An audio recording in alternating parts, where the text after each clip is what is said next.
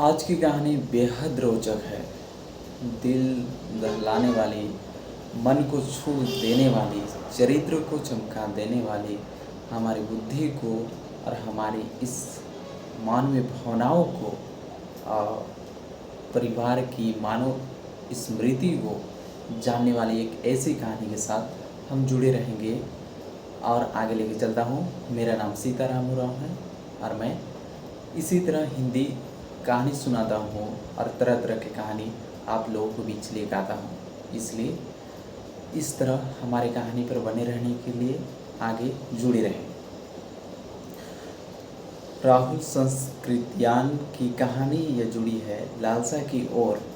लालसा का अर्थ तो यह होता है कि वहाँ देवों की स्थान यानी देवताओं की जगह। जब यह बात 1929 से 1930 के बीच है, जो कि इस प्रकार है। जब राहुल संस्कृत्यान को अपनी कहानी के माध्यम से वर्णन करने का, चित्रण करने का उसे मौका था, तो कवि तो मन के चंचल होते हैं। बिना वे जाके खोज के, बिना देखे, बिना अनुभव किए वो स्वयं नहीं लिख सकते। इसीलिए राहुल संस्कृत्यान ने सबसे पहले उन्होंने यात्रा करने की शुरुआत को जोड़े रहे। इस यात्रा के दौरान में वे लालसा की यात्रा, जो कि चीन में स्थित है अभी, वहाँ की यात्रा करने में वे सफल रूप से अपने आप को पहुँचाए। जब वे नेपाल से तिब्बत की ओर आगे बढ़ते गए, जब यह समय था 1929 से 30 के बीच, जब यह समय उन्होंने एक भिखारी का वेशभूषा धारण किया, एक पोथी रखी और पेन और कुछ खाने पीने के सामान, और साथ ही निकल चला। नेपाल से तिब्बत की ओर जो क्षेत्र है उसी की तरफ से चला गया। जब चलते चलते धीरे धीरे उसकी आगे बढ़ोतरी होते गई, तो उन्हें लगा कि रात में कहाँ ठहरा जाए, और जैसे तैसे करके उस समय की बात थी जब 20वीं सदी में डाकुओं का राज हुआ करता था। हर क्षेत्र में डाकू ही डाकू, तो डाकू से भी उन्हें डर था। लेकिन जब वे अकेले निकल पड़े थे तो उन्हें भूत बैताल से डर नहीं था, बल्कि उन्हें डर तो यह सता रहा था कि आने वाले डाकू सीधे क्या करते थे, उसकी हर किसी के सम्मान को, धन दौलत जितने भी रहते थे उसको छीन के उसे मार दिया जाता था।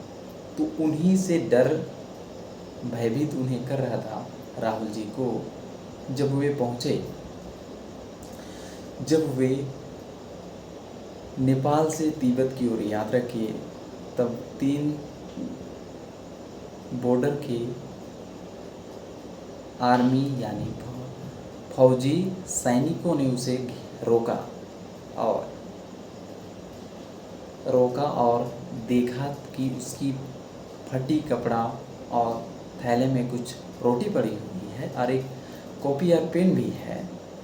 तब बॉर्डर में वे अपने काम में संलग्न थे, इसीलिए वे अपने से ज़्यादा उसे छानबीन नहीं किया। गाड़ी यूँ तो गुजरता रहा, लेकिन राहुल संस्कृत्यान को वे अधिक जान पड़ताल नहीं किए, जिससे उन लोगों की से बचते हुए वे तिब्बत की ओर वे प्रसारण किया।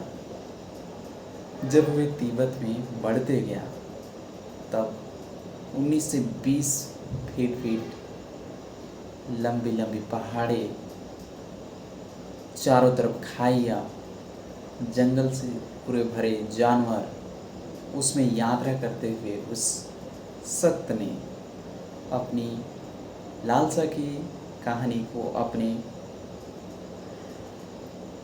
कहानी के माध्यम से लिखा। और उसका प्रथम उद्देश्य यह था कि उस समय तिब्बत जाने की अनुमति नहीं थी। पूरी तरह से पाबंदी लगा हुआ था, जिससे तिब्बत की यात्रा भारतीय नहीं कर सकते थे। इसीलिए वे भिखारी के वेशभूषा में गए। उसकी प्रथम उद्देश्य यह था कि मानवीय जन लोगों को जानना था, करीबी से देखना था, उसकी वेशभूषा, उसकी रहन सहन कैसी है चीन की।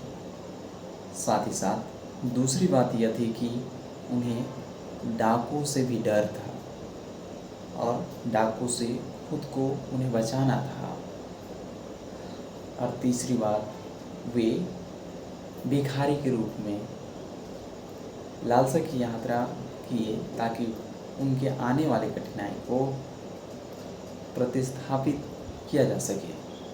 तो इसी तरह चलता रहा और वे करीबन 13 दिन से 15 दिन लगभग यात्रा किए और अपने वर्णन में लालसा की कहानी लिखी, जिनमें बड़ी बड़ी चोटियाँ, पहाड़ी, जंगली जीव जंतु और वहाँ के रहन सहन, वहाँ के लोगों बॉर्डर से गुजरते हुए जब वो वापस आया तो भी उसे डर नहीं था।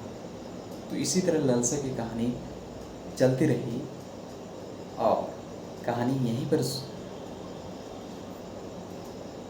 ख़त्म होती है। आप सभी जुड़े रहने के लिए धन्यवाद।